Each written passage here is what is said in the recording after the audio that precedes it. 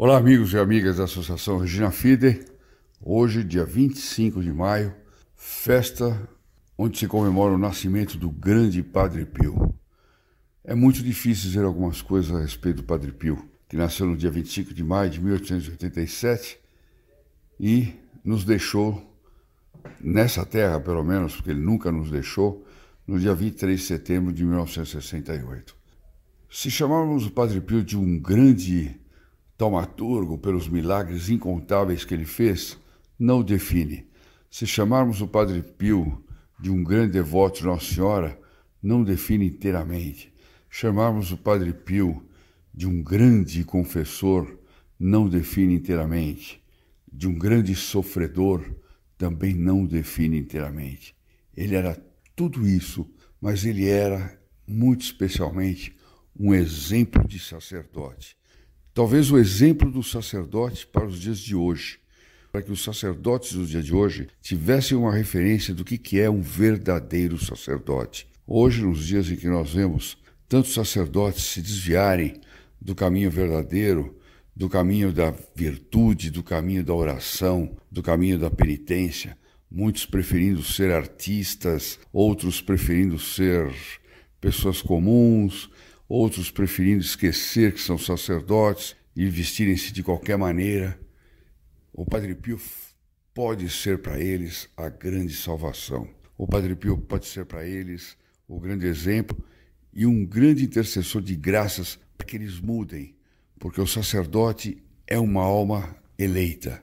Esteja ele no estado que estiver, seja ele como for, trata-se de uma alma eleita e, portanto, tem todas as atenções do nosso Senhor Jesus Cristo sobre ele. O Padre Pio, por que eu falo do Padre Pio relacionando ele com o sacerdócio?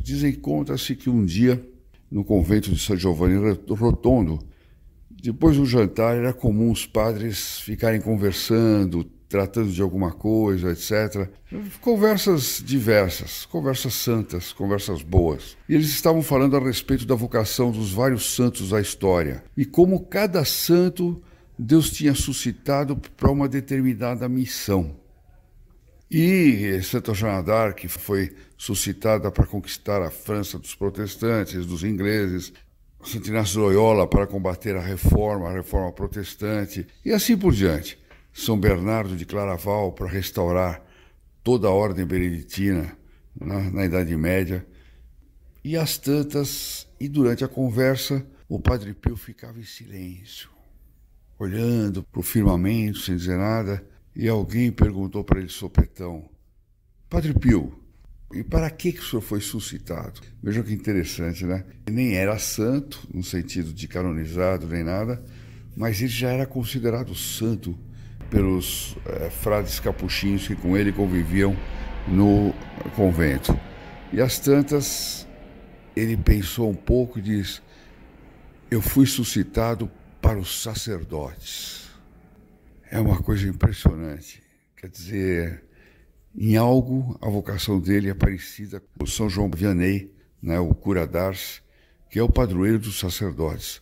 Mas ele dizendo assim, é quase como que ele dissesse: eu vim aqui para restaurar o sacerdócio, restaurar a igreja, criar paradigmas do que é um verdadeiro sacerdote, criar exemplo e ser um grande intercessor daqueles que querem exercer o verdadeiro sacerdócio, o sacerdócio com santidade, o sacerdócio com virtude, o sacerdócio com exemplo 24 horas por dia.